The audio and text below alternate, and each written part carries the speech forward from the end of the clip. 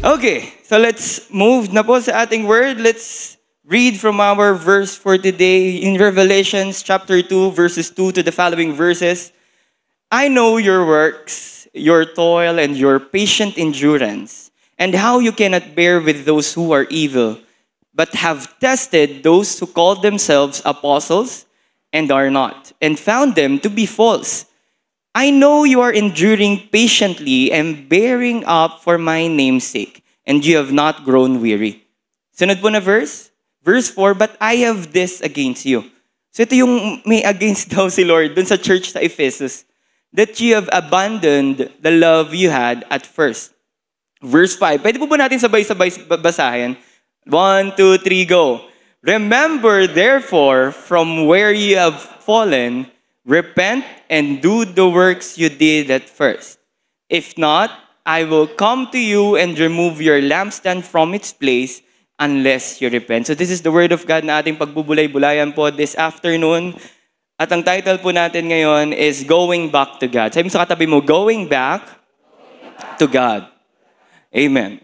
So sabi ko, Lord, this 1 p.m. service, ano pong dapat na message po namin? Ano pong dapat po naming marinig? So, binalik ako ni Lord dito and I hope po meron tayong mga ma-remind po sa atin. By this time, meron po tayong matutunan, meron po tayong mababaon, at meron pong titimo sa puso po natin na we need to still go back to God. Kahit ano pong mangyari, kahit ano pong problemang meron po tayo, dapat we need to still go back to God. Lord, sa iyo pa din kami pupunta. Ikaw pa rin yung pupurihin po namin. Ikaw pa rin yung uunahin po namin sa lahat ng bagay. Amen po yun? So amen. Balikan po natin yung main verse po natin again in Revelations 2 verses 2 to the following verses. I know your works. Alam ni Lord lahat ng mga pagod natin. Alam ni Lord lahat ng way ng paglilingkod natin. Again, itong paglilingkod na to, always remember that hindi lang siya naka-enclose sa loob ng church. Pwede kang naglilingkod sa Diyos even in your workplace, even in your family. Pwede kang naglilingkod sa Diyos sa school, kung nasaan ka man ngayon. But remember this, alam ni Lord yan. Sabi mo sa katabi mo, alam ni Lord yung works mo. Alam ni Lord lahat yon. Nakikita niya lahat yon. He is an omnipotent God. He is all-knowing God. Alam niyo po lahat yon. Even your toil, yung lahat ng paghihirap mo, your patient endurance, lahat ng problema mo. And how you cannot bear with those who are evil. Alam mo yung bad trip ka kapag may maling nangyayari. Alam mong naiinis ka, bakit ang taas-taas ng bilihin. Alam mong nababad trip ka kasi mayroong mga nakawan, may mga nangyayaring masama. Alam ni Lord lahat yon. Nakikita po ni Lord lahat yon. And you also have tested those who call themselves apostles and are not, and found them to be false.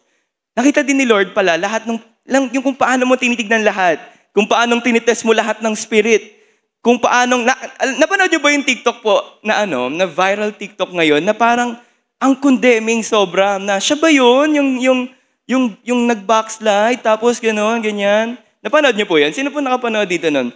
Nakita ni Lord na pati ikaw nag-against doon. Na may mali pala talaga doon. So I know you are enduring patiently and bearing up for my name's sake, and you have not grown weary.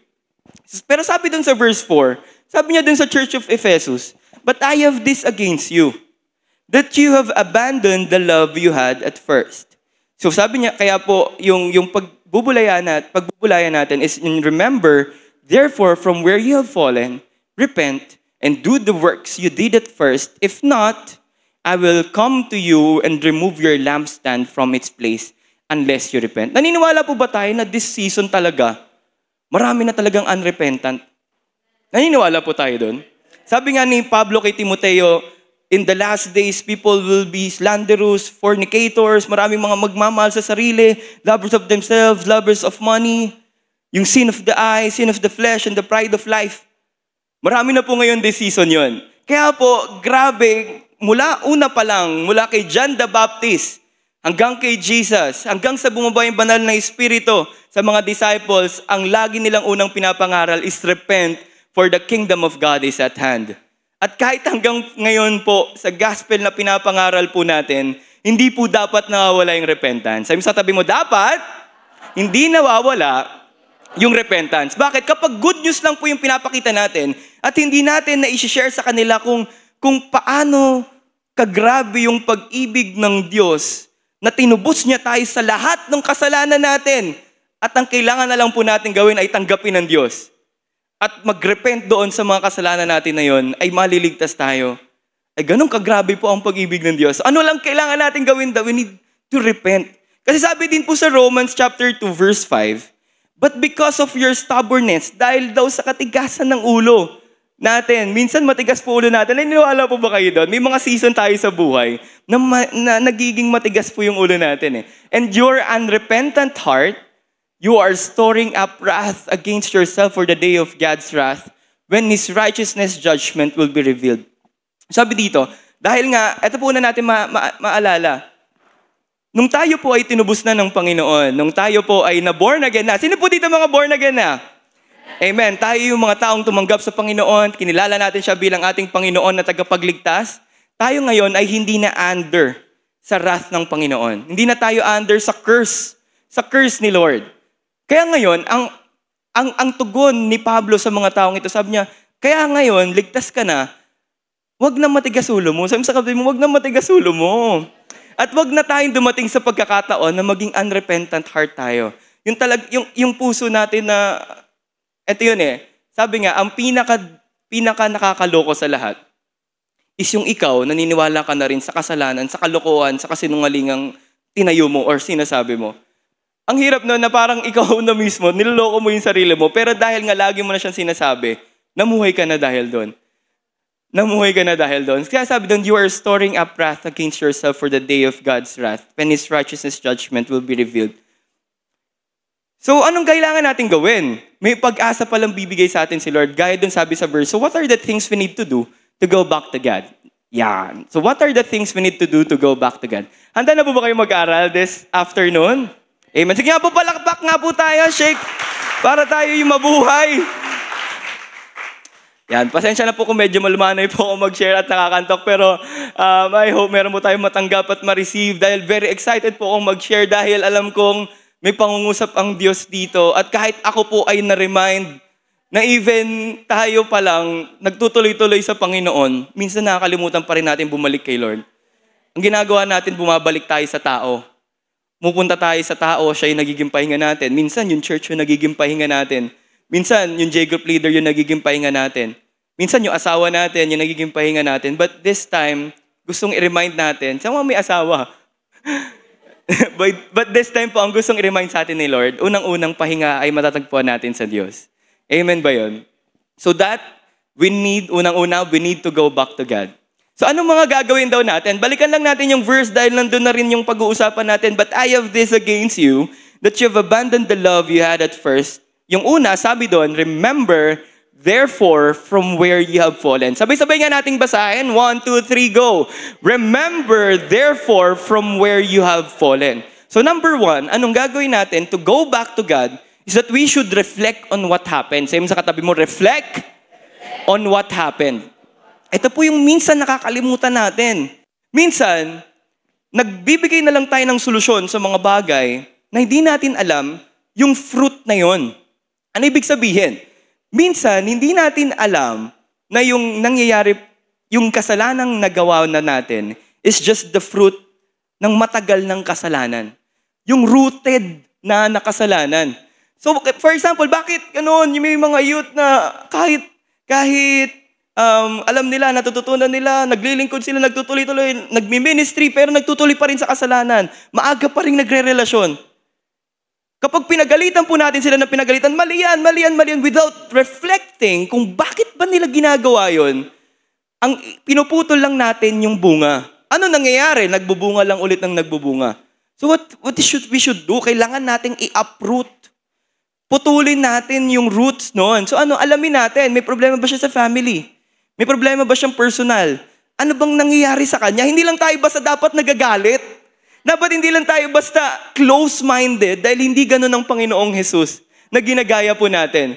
So ano una natin gagawin? Una tayong mga ate at kuya leaders ng church na ito. Sa tuwing may pagkakamali, unang tating tanong, Lord, bakit niya po kaya yun ginawa? It's a call for us na, tulad nga nun yung sa viral na TikTok, mga nagbabackslide, mga sabi, lilipat lang daw ng church pero magtutuloy pa rin sa paglilingkod. But they don't know anong background ng story. Bakit niya ginawa yun? Baka may problema yung leader niya sa kanya. Pwedeng may problema siya sa kapatiran, pero ano lang inisip natin, nag-judge tayo kagad. Nagbigay kagad tayo ng conclusion na, kunyari lang yan, pero gusto lang talagang lumipat. Naiintindihan po ba natin yon? Yun yung problema po kasi minsan of this early days of the church. But I know, I hope, and I pray in Jesus' name na wala yun sa church natin. Na maaalis yun at inalis na ng Panginoon by faith. Amen po ba? Alam po natin yon. So ano una natin gagawin? Personally naman po, kung meron man po tayong mga bagay, isipin natin bakit natin siya paulit-ulit ginagawa. We should reflect una, bakit natin yun naggawa? For example, may isa pa pong nag-open sa akin na youth. Sabi niya, Kuya, nahihirapan po ako kasi nakakapag-masturbate pa din ako. Sorry for the word, pero yun po talaga kasi yung tawag doon. Sabi, may malaswa pa rin po ako nagagawa. Hindi ko sinabi sa kanyang, sige, wag ka na lang mag-cellphone.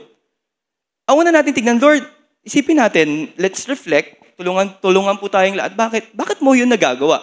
Ano yung trigger points? Actually, naturo na ito ni Daddy at naturo na rin nung guest natin sa We Care, kailangan makita mo ano yung nagtitrigger sa'yo doon. Sabi ko, yung TikTok, kaka-TikTok yan, yung mga nakikita mong sumasayaw, yung mga nakikita mo sa Facebook, doon ka pala nakapag-isip ng malaswa. So anong pwede mong gawin? Dahil nag-reflect ka on what happened, alam mo na yung susolusyonan. Naintindihan po natin yon. Minsan po kasi, ang mali nating thinking is that kung ano yung problema ngayon, yun lang kagad susolusyonan. No, we need to reflect. Bakit nangyari? Naintindihan po natin yun? Kasi, again, sobrang hirap ng season na to, na gawa lang tayo ng gawa, tirang sa pool naman, kumbaga nonsense yung ginagawa natin. Kasi wala pa rin nangyayari, dahil hindi naman yun yung main cause ng problema. Yung fruits na yung nakikita natin. So, unang-una, Church of JTG Manila, una natin gawin, personal, at sa mga masyasyaran din natin, first thing, para mag-get back tayo kay Lord, we need to reflect bakit at paano yun nangyari.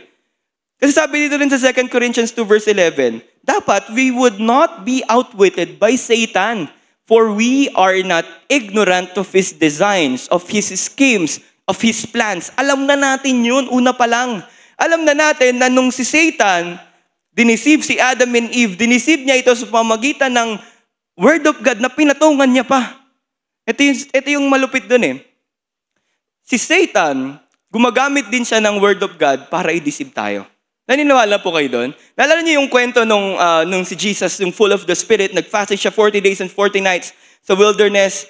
Yung unang pangalawang temptation sa kanya, walang sinabi yung kaaway. Yung pangatlo, di ba sinabi din ng Diyos? Ginamit din ng kaaway yung Word of God against kay Jesus. Pero kailangan nating makita, dapat we would not be outwitted. Dapat hindi mas matalino si Satan sa atin. Dapat sensitive tayo na, okay, si Satan to Hindi yung katabi mo hindi yung katabi mo. Kundi alam natin na this is the work of Satan. This is the plans of Satan. This is the scheme of Satan sa buhay natin. So anong kailangan dapat? Alam natin, dapat hindi na tayo dumating sa pagkakataon na na-outwit niya tayo, na napapailalim tayo ni Satan kasi alam na natin yung mga works niya. Amen ba yun? Amen. Kasi sabi rin sa Proverbs 27 verse 19, as in water, face reflects face, so the heart of man reflects the man. Ang heart ng tao ang nagpapakita sa kung sino talaga siya. So again, ano ba pinag-uusapan natin? Una, as we go back to God, what we should do is we need to reflect of what happened. So dito, makikita pala natin, magre-reflect pala tayo sa puso na Lord, what is happening sa heart ko? Anong nangyayari? Bakit ganito yung naging response ko? Hindi tayo dapat naggagawa ng decision based on emotion. Hindi dapat tayo nagagawa ng decision kung sobrang saya natin at hindi tayo gagawa ng decision kung sobrang lungkot man po natin. Bakit? Ano daw dapat ang decision natin? Dapat meron tayong sober mind. Dapat meron tayong clear mind.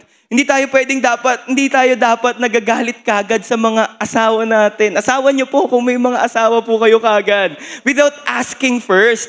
Ito po yung minsan nagiging problema po ng mga magkakarelasyon na, Lord, tulungan mo kami. Na minsan, nagko-conclude kasi tayo kagad. Na minsan, ito yung problem sa communication. Na dapat, open po. Tama po. Amen. Kasi po, mahirap. Amen.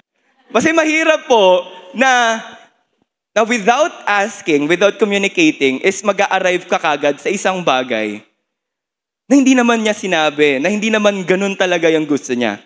So anong pwedeng gawin? Mag-usap. You need to communicate. You need to reflect. Tignan niyo, bakit ganun nangyari? Hindi yung, ano ba yan? Bakit niya katabi yun? Gagalit na ako kagad, di ko na siya re-replyan. No! Naintindihan niyo po yun? Dapat hindi tayo kagad ganun. Anong dapat natin gawin? We need to reflect. We need to communicate with each other. Bakit? Kasi ganun po natin marereflect. Bakit ganun po yun nangyari? Kasi dapat hindi tayo, again, just want to remind you, ang decisions natin, ang lahat ng gagawin dapat natin, hindi nakabase lang sa emosyon. Hindi lang siya dapat nakabase sa kung ano yung gusto mo. Ano dapat siya nakabase sa gusto ni Lord sa buhay natin, sa gusto ni Lord sa relationship natin, sa gusto ni Lord sa kung ano man po yung ginagawa natin. So first thing that we need to know is we need to reflect of what happened. Pangalawa na po tayo. But I have this against you, sabi din dyan, that you have abandoned the love you had at first. So remember, therefore, from where you have fallen and repent. So ang number 2 natin is repent from what we have done. Again, number 2. So una, we need to reflect from what happened. And pangalawa naman, we will repent from what we have done. So kung pangalawa, naisip mo na, hala, inisipan ko pala ng masama yung partner ko. Hala, inisipan ko pala ng masama yung ka-J-group ko. Inisipan ko ng masama yung ka-ministry ko. Lord, patawarin mo ako. Kasi unang-una niyang maalala, church, is we need to have a mind na galing kay Lord. Kasi sabi doon, dapat meron na tayong isip na kagaya kay Kristo. Si Jesus pa mag-iisip ng masama sa atin. Di ba kung paano niya tayo tinanggap as we are? Kung sino tayo ngayon, nang kahit hindi pa tayo maayos talaga kay Lord, tinanggap niya tayo. Bakit tayo ganun tayo sa iba? Bakit tayo nag-arrive kagad sa conclusion ng masama sa ibang tao? Okay, so anong pwede natin gawin? We need to repent from that kapag na-realize na natin na mali pala yung naisip natin, na mali pala yung ginawa natin. So we need to repent from what we have done. Sabi din kasi sa Romans 2:3-4, ito yung sinasabi ko kanina eh. Do you suppose, O man, you who judge those who practice such things and yet do them yourself, that you will escape the judgment of God? Kayo chicks ka ba? Kayo ginagawa niyo yun tapos nagja-judge kayo sa iba? Kayo, sinasabi mo na dapat maging maayos tayo sa paglilingkod pero ikaw may makahotdogan ka pa rin ginagawa. Tingin mo ba you will escape the judgment of God? Sabi ni Pablo, ang kukulit kasi ng mga taga-Roma, nag-aaway-aaway kasi sila dyan eh. Or do you presume on the richness of His kindness and forbearance and patience, not knowing, ito yung maalala natin, that God's kindness is meant to lead you to repentance. Na ang kabutihan po dapat ng Diyos, na ang kanyang habag at ang kanyang awa ay maglilid, ay tutulong sa ating magrepent. Hindi po dapat gawin lang natin ang gawin yung kasalanan. Hindi yung dapat, dahil nga, ay mabuti naman pala si Lord, okay lang Lord, isa pa, di mo na ako magta-tithes ngayon. Na Lord, pwede pa naman, mabuti ka naman. No, but sabi dyan, ang kindness and goodness and the mercy of the Lord, the grace, sabi sa Titus, the grace will give you strength and power to reject or to resist the temptations of the sin. So anong dapat natin gawin na let yung kabutihan na na-realize natin kay Lord, kaya tayo nagre-repent kasi Lord, alam kong mabuti ka sa buhay ko.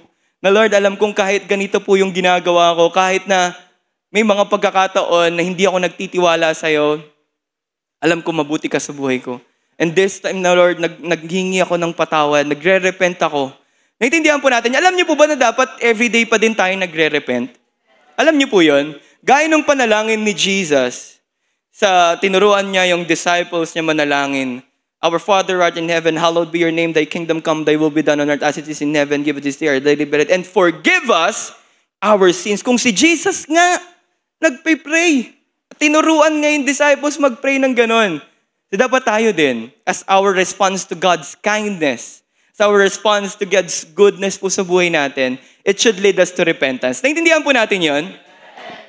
So, amen. Sabi din dito, the Lord, ito pa yung reason, bakit may mga taong hindi pa rin nagre-repent. Sabi sa 1 Peter 3 verse 9, the Lord is not slow to fulfill His promise, as some count slowness, but is patient toward you, not wishing that any should perish, but that all should reach repentance. Ito yun. Sabi pala dyan sa verse, sabi ni Pedro, kaya pala hindi pa kagad si Lord bumabalik. Kaya pala hindi pa siya kagad hindi pa nagra-rapture. Kasi binibigyan ka pa ng pagkakataon ni Lord na mag-repent. Kaya pala, kung isip natin, Lord, bakit ang tagal naman? Bakit yung promise mo ma-fulfill na? Bakit ang bagal? Kasi may inaantay pa pala si Lord na mag-repent. May inaantay pa si Lord sa atin na ialis natin yung mga nakatagong basura na tinatago natin na matagal na. Amen? Amen. So that the Lord, tandaan yun, the Lord is not slow to fulfill His promise. O kung titignan man, kung hindi siya mabagal. But He is patient toward you, not wishing that any should perish, but all should reach repentance. Dapat lahat tayo makatanggap ng kapatawaran ng Panginoon. At ito naman yung pinangako ng Diyos sa 1 John 1 verse 9, if we confess our sins. Basahin nga natin ito, and with faith, sabihin natin, if we confess our sins, He is faithful and just to forgive us our sins and to cleanse us from all unrighteousness. So kapag nag-repent pala tayo sa Diyos, una, He will forgive us. Secondly, He will cleanse us. Ano ibig sabihin nun? Sabi nga din sa Psalms, He will remember our sins no more. Ourselves, yung mga kasalanan natin will be blotted as white as snow. So ibig sabihin, hindi na aalalahanin ng Diyos yung kasalanan mo, kasalanan natin, kapag tayo nag-repent po tayo ng totoo sa Panginoon. Anong kailangan natin? Kailangan nating i-confess yun. Kailangan natin yung ibigay talaga kay Lord. Ito po kasi minsan di man natin alam, pero dumadating tayo sa pagkakataong self-righteous tayo. Di ba tayong mga Kristiyano parang sobrang ang gagaling natin, lagi tayong tama. Lalo pag sa workplace mo, ikaw lang Kristiyano, isipin mo, ano ba naman itong mga ginagawa ng mga unbeliever na to? Self-righteous. But this is a call for us to reflect na, Lord, dumadating din na pagkakataon na iniisipan ko din ng masama yung kapwa ko. Na Lord, kahit nga, eto pa yung problema, kahit nga mga leaders ng church, Lord, iniisipan ko din ng masama. Na kahit yung anak, yung asawa ko, yung friends ko, kahit sino, iniisipan ko ng masama. Pwede kang hindi lang, sabi nga ni Jesus, kahit ka inisip mo lang, nag-fornicate ka na. Kahit tinignan mo lang, nag-fornicate ka na. So it's the same. Pareho lang siya. So anong kailangan natin gawin, Lord? I know if we confess our sins, Lord, you are faithful and just to forgive me. And not just, Lord, to forgive me, but also to cleanse me from all my unrighteousness. Yun yung pinangahawakan po natin. Naintindihan po natin yan? Amen? Okay.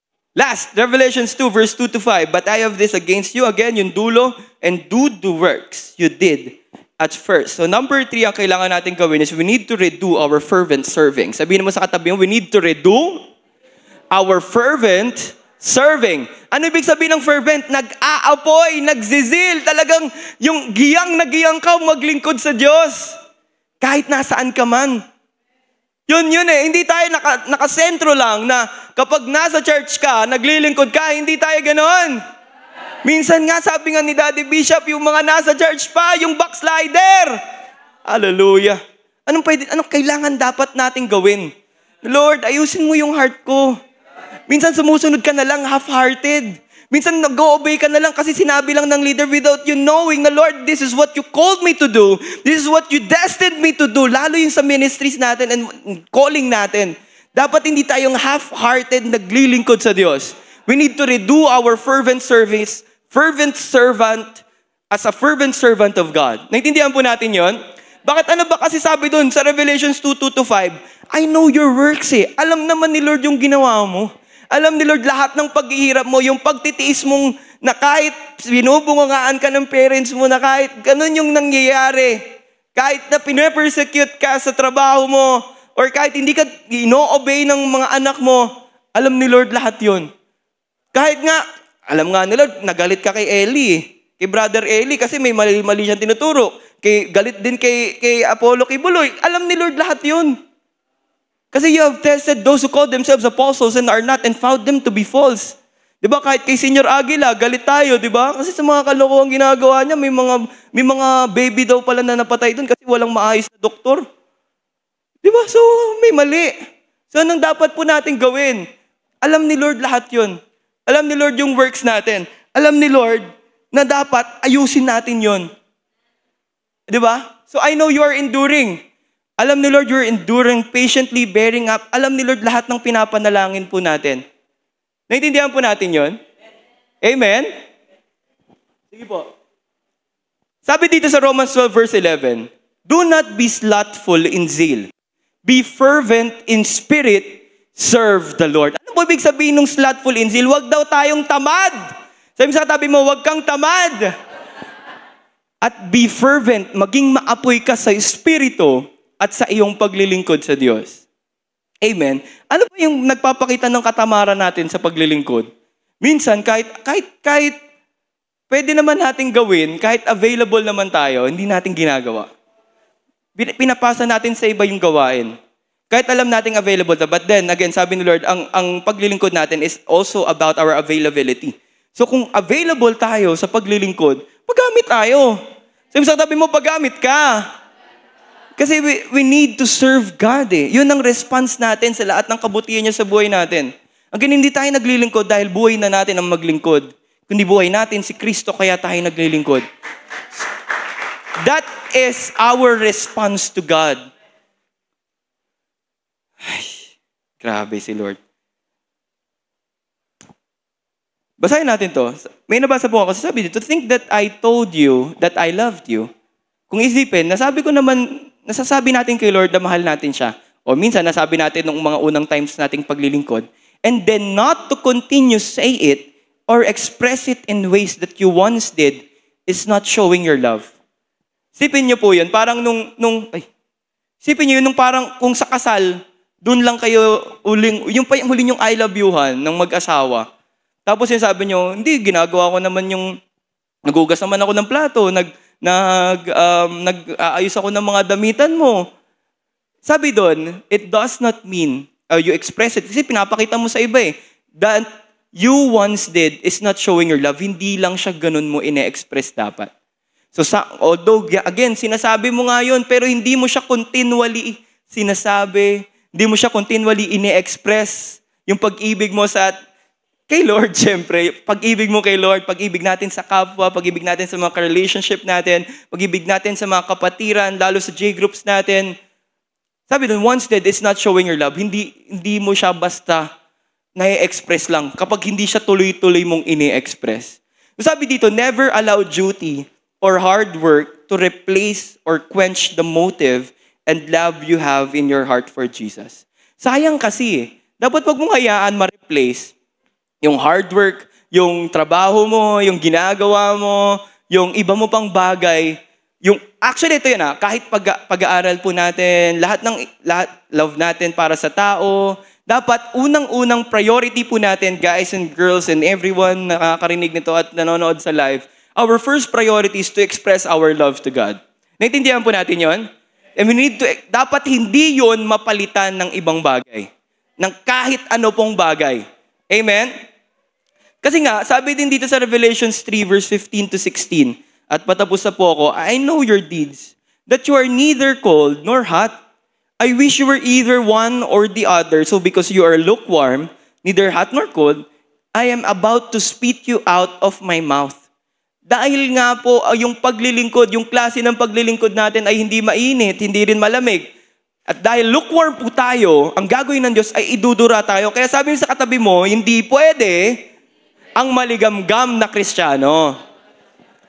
Ulit, hindi pwede ang maligamgam na Kristiyano. So hindi pwede po yung ganon.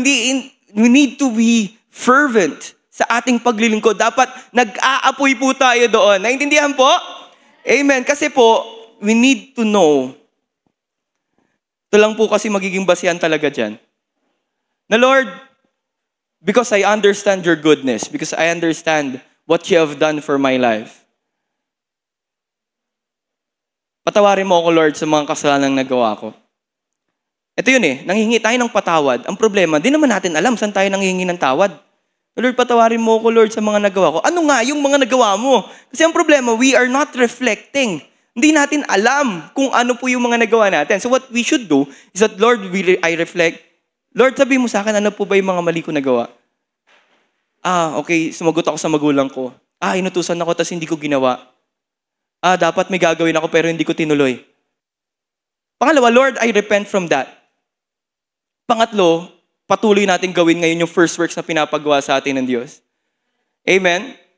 Sabi kasi sa Philippians 3 verse 8, and indeed, I count everything as loss, sabi ni Pablo, because of the surpassing worth of knowing Christ Jesus my Lord. For His sake, I have suffered the loss of all things and count them as rubbish in order that I may gain Christ. So ang lahat ng bagay ay walang kabuluhan. Sayang lang yung pagtatrabaho natin. Sayang lang yung paglalaan natin sa ibang bagay. Sayang yung isip natin na nakafocus lang sa ganitong bagay kung una hindi mo magigain si Kristo. Kung hindi mo mas magkakaroon ka ng deep knowledge and understanding of God. So for us, na para mabalik natin, let's we go back to God, magbumalik tayo dun sa passion natin kay Lord, kung paano tayo unang tinawag ng Diyos, kung paano tayo kaapoy na kumakanta, gaano tayo kaapoy sumayaw, magpagamit, mag-minister, mag-evangelize, kumamay kahit wow team, di ba? Magturo sa parking, lahat ng ginagawa natin, everything we can count it as loss dahil ang pinakamahalaga ay mas makilala pa natin ang ating Panginoong Jesus. And by this time and moment, I know, sabi ni Lord, doon sa word, sa Revelations, ayaw nating dumating yung pagkakataon na kapag hindi natin yung ginawa, ay alisin ng Diyos yung lampstand. Alisin ng Diyos yung ginagawa, yung meron sa heart natin ngayon na paglilingkod, yung salvation na meron tayo. Kaya this time po, tayo po tayong lahat and we will pray for the Lord. Na Lord, tulungan mo po kami. The Lord, may mga pagkakataon po na mali yung mga heart po namin.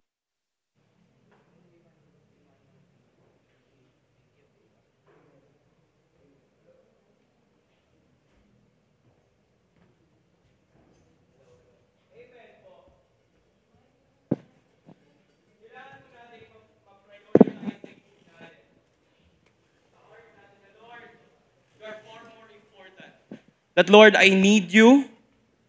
And that Lord, ikaw po yung mas mahalaga sa lahat ng bagay. Na hindi mahalaga yung mga bagay, Lord, na iniisip ko ng mga bagay na hindi naman ayon sa iyo, Panginoon.